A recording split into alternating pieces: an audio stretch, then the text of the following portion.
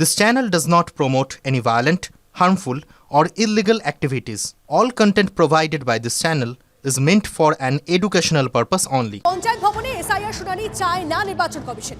Derek এবং দোলা সেনের মামলায় পাল্টা হলফনামায় সুপ্রিম কোর্টে আপত্তির কথা জাতীয় নির্বাচন কমিশনের। হলফনামায় কমিশনের দাবি, পঞ্চায়েত ভবনে কাজের আইন শৃঙ্খলা জড়িত পরিবেশ যথাযথ নয়। ইটাহার, ফারাক্কা, চাকুলিয়া সহ বিভিন্ন জায়গায় অশান্তির কথা উল্লেখ করে দাবি কমিশনের।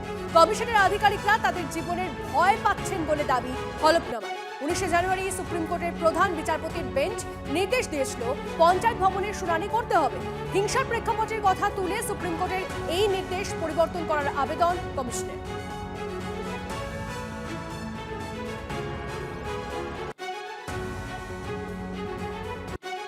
আরেকবার আপনাদেরকে জানিয়ে রাখি, পঞ্চায়েত ভবনে এসআইআর শুনানি চায় না নির্বাচন কমিশন। ডেরেক এবং দোলা সেনের মামলায় পাল্টা হলফনামায় সুপ্রিম কোর্টে আপত্তির কথা জাতীয় নির্বাচন কমিশনের। তৃণমূল রাজ্য সহ সভাপতি জয়প্রকাশ মজুমদার এই মুহূর্তে আমাদের সঙ্গে রয়েছেন। জয়প্রকাশ বাবু, পঞ্চায়েত ভবনে এসআইআর শুনানি চায় না নির্বাচন কমিশন এবং আপত্তির কথা, সুপ্রিম কোর্টে আপত্তির কথা জানিয়েছে জাতীয় নির্বাচন কমিশন। দেখুন, এটা ভোটার লিস্টের প্রস্তুতি, কারেকশন করে ভোটার লিস্ট তৈরি হবে। গত 70-75 বছর ধরে হয়ে আসছে ভোটার লিস্ট প্রস্তুতি নিয়ে এই রকম হাঙ্গামা, এই রকম মানুষের কে হ্যারাস করা ভারতবর্ষ তো দেখেনি। কি হলো নির্বাচন কমিশনের, তারা ভোটার লিস্ট তৈরি করতে একদিকে হিমশিম, অন্যদিকে রাজনৈতিক উদ্দেশ্য, আর একদিকে হচ্ছে চরম অপ্রস্তুতি। এই সব মিলিয়েই তো হয়েছে। মানুষকে নিয়ে তো করবে ইলেকশন কমিশন, কাদের করছে? মানুষের জন্য। তো মানুষ কোথায় যাবে? গ্রামের মানুষ পঞ্চায়েত অফিস চেনে। গ্রামের মানুষকে কে বলবে কি দিল্লিতে এসে হিয়ারিং এ দাও? মজা হচ্ছে এটা। আর মানুষকে মিট করতে, মানুষের ব্যবস্থা করতে ইলেকশন কমিশন কেন এত হিমশিম খাচ্ছে? আর এত কিছু সমস্যা কেন, এত কিছু অভিযোগ কেন ইলেকশন কমিশনের? সব থেকে বড় কথা, মানুষের জন্য ভোট আর ভোটার লিস্ট মানুষের জন্য। আর ইলেকশন কমিশন সেখানে রাজনীতি এনে বিজেপিকে জড়িয়ে নিয়ে তাদের উদ্দেশ্য সাধন করতে গিয়ে আজকে এই সমস্যা তৈরি করেছে। চূড়ান্ত অপ্রস্তুত, চূড়ান্ত উদ্দেশ্য প্রণোদিত, চূড়ান্ত ভাবে প্রশিক্ষণহীন এবং পরিকল্পনাহীন একটা ব্যবস্থা করতে গেছে এই জ্ঞানেশ কুমার। কেন করতে গেছে এসব? তার জন্যই তো এইরকম সমস্যা হয়েছে। আর বলে দিল পঞ্চায়েত অফিসে হবে না, সেটা হবে গিয়ে কলকাতায় কিংবা দিল্লিতে। মজা হচ্ছে। বেশ, অনেক ধন্যবাদ। আর এই প্রসঙ্গে আমরা কথা বলেছিলাম কেন্দ্রীয় প্রতিমন্ত্রী সুকান্ত মজুমদারের সঙ্গে। তিনি কি বলেছেন সেটা বলেন। কমিশন বুঝতে পেরেছে যে বিভিন্ন জায়গায় হিংসা হচ্ছে, কোনো জায়গায় মাইক্রো অবজারভারকে থাপ্পড় মারা হচ্ছে, কোনো জায়গায় ঢুকে গিয়ে হুজ্জুতি করা হচ্ছে।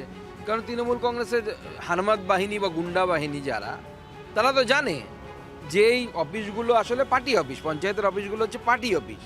তো স্বাভাবিক তারা গিয়ে সেখানে পার্টি অফিসে যেরকম আচরণ করে গুন্ডার মতো সেরকম আচরণ করছে।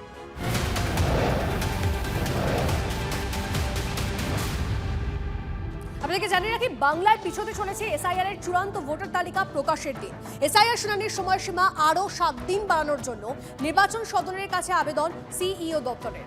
নির্বাচন কমিশন অনুমোদন দিলেই শুনানির দিনকাল বাড়ানো হবে জানিয়ে দিলেন মুখ্য নির্বাচনী আধিকারিক। তাহলে কি 14 ফেব্রুয়ারির পরিবর্তে চলতি মাসের শেষে চূড়ান্ত ভোটার তালিকা প্রকাশ?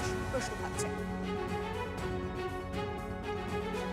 আমি 7-8টা ডিও থেকে পেয়েছি কি সব জায়গায় কাজ কমপ্লিট হয়নি, কিছু জায়গায় হিয়ারিং কমপ্লিট হয়নি, কিছু জায়গায় আপলোডিং অফ ডকুমেন্টস কমপ্লিট হয়নি, কোথায় কোথায় ভেরিফিকেশন ডিউ আছে, আর কিছু জায়গায় যেটা আছে ডিসিশন, ফাইনাল ডিসিশন ইয়ারও পেন্ডিং আছে। এটা নিয়ে যেটা লাস্ট ডেট ছিল 7 তারিখ, আজকে ছিল, ওটা আমি 7 দিন এক্সটেনশন চেয়েছি, 14 তারিখ পর্যন্ত টাইম চেয়েছি।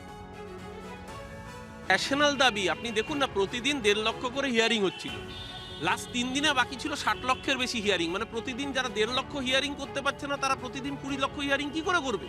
আমি এখনো বলছি, এই যে 7 দিন বাড়িয়েছি, এই সংখ্যা তো নির্বাচন কমিশন পারবে না এই 7 দিন বাড়িয়েও, কারণ সেটাও ইনঅ্যাডিকুয়েট টাইম। কারণ যে রেটে, যে স্লট গতিতে হিয়ারিং সম্ভব না তো। এতগুলো বুথে, এত হাজার বুথে, 80,631টা বুথে হিয়ারিং হবে, তো মানুষের পক্ষে এই কতগুণ কর্মী তারা কি করে করবে? সম্ভব না। যে একটা আনপ্ল্যান্ড ওয়েতে এসআইআর করার অর্থই হচ্ছে ভোটার তালিকা থেকে নাম বাদ দাও, কারণ দিল্লির প্রভুরা নির্দেশ দিয়েছে, প্রভুদের অঙ্গুলি এলো না, এই চাকররা এই কাজ করেছে। এই অসভ্যতা আমি বাংলার মানুষ মেনে নেবে না।